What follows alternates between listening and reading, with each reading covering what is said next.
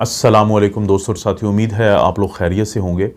कल एक सब्सक्राइबर हैं तो उनका मैंने एक क्वेश्चन पढ़ा, अगरचे मैंने उनको जवाब दिया था कि मैं ज़रूर कोशिश करूंगा कि जल्द से जल्द इस पे वीडियो बनाऊं। उनका सवाल ये था कि अगर किसी के घर में कोरोना का कोई मरीज़ है तो कैसे वहाँ पे सफाई की जाए, कैसे इस चीज़ का ख्याल रखा जाए कि वो किसी और को वहाँ पे इन्फेक्शन ना लग जाए सफाई ना होने की वजह से। तो एक मुख्तसर सा इस पर मैंने सोचा कि एक वीडियो बना देता हूँ कि जब किसी के घर में कोरोना का कोई मरीज़ होता है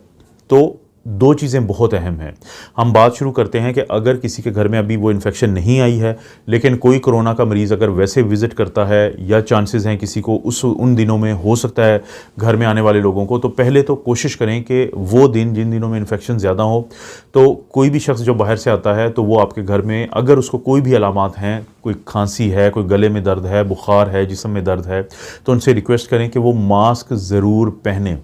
और कोशिश करें कि जब वो आपके घर में हो तो उनके साथ आपका इंटरेक्शन या तो कम से कम हो, लेकिन इंटरेक्शन अगर होता भी है तो उनके जाने के बाद आपने घर वालों ने सब ने या तो अपने हाथों को पानी और साबुन से 20 से 40 सेकंड के लिए धोना है, या जो सैनिटाइज़र है उससे अच्छे तरीके से 20 सेकंड के लिए अपने हाथों को साफ़ करना है। एक ये ज़रूरी है। दूसरा ये है कि फ़र्ज़ करें कि अगर वो किसी सोफ़े पर बैठे रहे हैं और उनको कुछ ऐसी अलामात थी तो उनके जाने के बाद हमारे पास दो ऑप्शन होते हैं।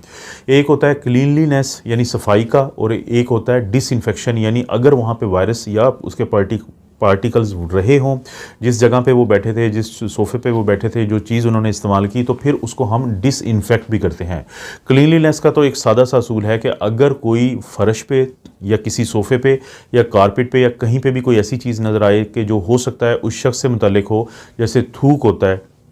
या फ़र्ज़ करें कि कोई भी ऐसी चीज़ है, तो उसको आपने क्लीन करना है। क्लीन करने के लिए बड़ा सिंपल सा असूल है कि जैसे हम घरों में क्लीनिंग एजेंट होते हैं, हमारे पास डिटर्जेंट होते हैं, साबुन होता है, पानी होता है, तो उनमें से कोई भी चीज़ आप इस्तेमाल कर सकते हैं। हमारे घरों में हर वक्त कोई ना कोई डिटर्जेंट पाउडर पड़े होते हैं, तो उसको पानी में हल करके और थोड़ा सा जो गर्म पानी होगा तो वो काफ़ी फ़ायदे की चीज़ है, तो उससे आप उस एरिया को साफ़ कर दें। ये क्लीनलीनेस है। लेकिन अगर डिसइंफेक्शन का जहाँ तक आपको शक पड़ता है कि हो सकता है कि उनके बैठने के बाद कुछ उन्होंने फ़र्ज़ करें कि अगर अपना मुंह साफ़ किया था और वो हाथ जो है या वो टिश्यू पेपर जो है वो आपके सोफ़े पे या कारपेट पे लगा है, तो फिर आपको ज़रूरी है कि आप उसको डिसइंफेक्ट करें अगर उस शख्स को कुछ अलामात थी। डिसइंफेक्शन कैसे की जाती है कि आप मार्केट में जाते हैं तो आपको बहुत सारे डिसइंफेक्टेंट मिलते हैं। आपने वहाँ से कोई भी आप एक ला सकते हैं, उसके ऊपर दी गई हदायत होती हैं, और उसके बाद आप मास्क पहन के, ग्लव्स पहन के या गॉगल्स पहन के, तो फिर ये तीनों चीज़ें आपने पहनी और तो फिर उस एरिया को आप डिसइंफेक्ट करें। लेकिन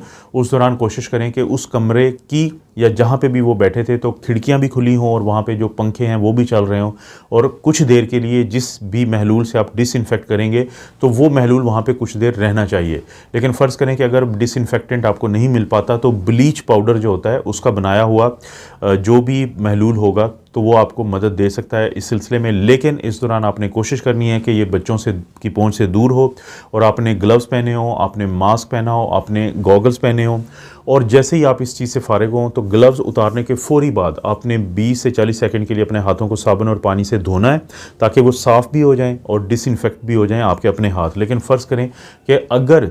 आपके पास साबुन और पानी का मसला है उस वक्त, लेकिन आपके हाथ वैसे साफ़ हैं और आप डिसइंफेक्ट करना चाहते हैं, तो फिर आप कोई भी जो सैनिटाइज़र होता है, हैंड सैनिटाइज़र जिसमें कम से कम 60% अल्कोहल है वो इस्तेमाल करके अपने हाथों को डिसइंफेक्ट कर सकते हैं।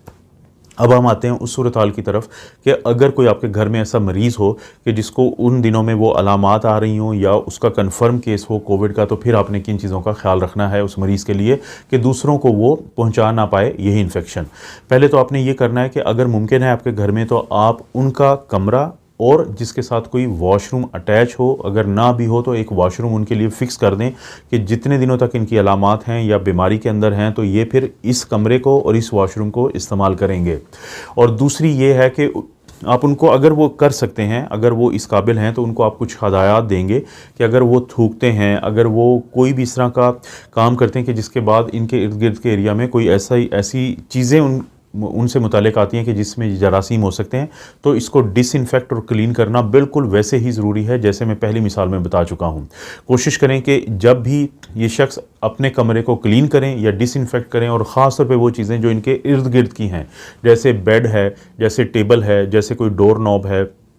या फ़र्श पे पड़ी हुई वो चटाई है जो इनके बेड के करीब है, तो उस दौरान खिड़कियाँ भी खुली हों, पंखे चल रहे हों, उस वक़्त के लिए जब ये उसको सफाई करें या डिसइंफेक्ट करें। सफाई करने के लिए जैसे मैंने बताया है कि सबसे बेहतरीन जो होता है घर में जो डिटर्जेंट होता है या साबुन का पानी बनाया हुआ होता है, तो वो सबसे बेहतरीन ऑप्शन है। और डिसइंफेक्टेंट कोई भी आप ले सकते हैं, उसके बाद उसको स्प्रे कर सकते हैं और कुछ देर के लिए वो स्प्रे का पानी जो है, जो डिसइंफेक्टेंट है, वो रहेगा। लेकिन ज़रूरी यही है कि ग्लव्स पहने हों, गॉगल्स पहने और मास्क पहना हो। उन्होंने जो पेशेंट है कमरे में आइसोलेटेड है,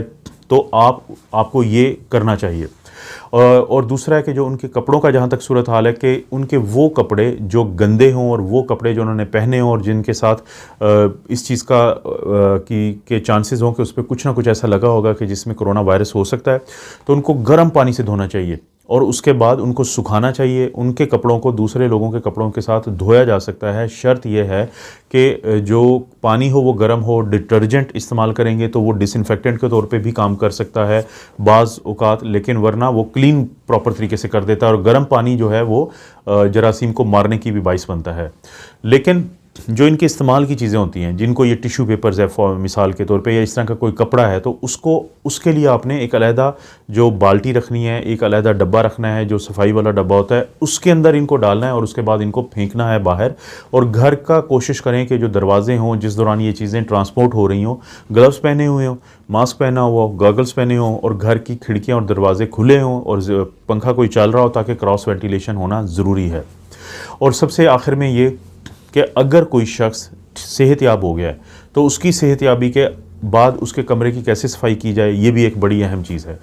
जो 24 घंटे होते हैं जब किसी की अलामात ख़त्म हो गई हैं, उनके 24 घंटे के अंदर अंदर अगर कमरे को साफ़ करना पड़े तो फिर यही तरीके से साफ़ करते हैं, क्लीन करते हैं, डिसइंफेक्ट करते हैं। खिड़कियाँ और कमरे के दरवाजे खुले हुए होते हैं। लेकिन अगर 24 से 3 दिन के अंदर ये करने की ज़रूरत पड़े तो फिर बहुत ज़्यादा एहतियात की तो ज़रूरत नहीं होती, लेकिन फिर भी किसी हद तक मोहतात होकर सफाई और डिसइंफेक्शन करना ज़रूरी है। और 3 दिन के बाद आमतौर पे ज़रूरत नहीं पड़ती। अगर 3 दिन गुजर चुके हैं, उनकी अलामात को ख़त्म हुए, तो फिर आप बहुत फ्री हैं, बड़ा ईज़िली कर सकते हैं, क्योंकि वायरस उस वक्त तक आमतौर पर सर्फेस में ज़िंदा नहीं रहता। कौन कौन सी सतहें सबसे अहम होती हैं घर में? टेबल की जो ऊपर की सतह होती है, दरवाज़ों के जो हैंडल्स होते हैं, या फ़र्ज़ करें कि जो फ़र्श है उसकी वो हैं, या वो बेड की जो टॉप होती है या बेड पे जो कपड़े पड़े होते हैं, वो सबसे अहम है कि इनकी तरफ आपने ज़्यादा तवज्जो रखनी है। तो उम्मीद है कि आपको इस सवाल के जवाब का पता चला होगा कि अगर किसी के घर में मरीज़ है या किसी के घर में कोई ऐसा शख्स आता है जिस पे शक है कि वो मरीज़ हो सकता है, या वो मरीज़ जब सेहतयाब हो जाता है तो उसके बाद की क्या एहतियातें और क्या अलामात हैं। लेकिन अगर कोई मरीज़ अपने कमरे में उस वक्त मौजूद है, आप खाना देने जाते हैं या बात करने जाते हैं, तो पहले आप नॉक करेंगे ताकि वो उनको पता हो कि उन्होंने मास्क पहन लेना है। फिर आप भी मास्क और ग्लव्स के साथ जाएंगे, पूरा इंटरेक्शन करेंगे जो भी आपने उनको खाना देना है या कोई भी ऐसी चीज़ है। और उसके बाद ये है कि आप वापस आते ही अपना जो ग्लव्स उतारेंगे, तो साथ ही फिर आप साबुन और पानी से 20 से 40 सेकंड के लिए अपने हाथों को अच्छे तरीके से धो लेंगे। और उस मरीज़ के जो खाने के बर्तन होते हैं उनको गर्म पानी में धोना है, क्योंकि जो गर्म पानी होता है वो बहुत अच्छा है वायरस को ख़त्म करने के लिए। तो गर्म पानी में धोएंगे तो जो कपड़े जो बर्तन होते हैं वो फिर दोबारा इस्तेमाल के काबिल होते हैं। कोई और ऐसी कोई सवाल हुआ तो उसका भी मैं कोशिश करूँगा उसके जवाब के लिए एक अच्छी सी वीडियो बना दूँ, मुख्तसर सी वीडियो बना दूँ। आप अपना और अपनी फैमिली का ख्याल रखें। अल्लाह ताला आपको और आपकी फैमिली को हर किस्म की बुराई, बीमारी और आजमाइश से महफूज रखें।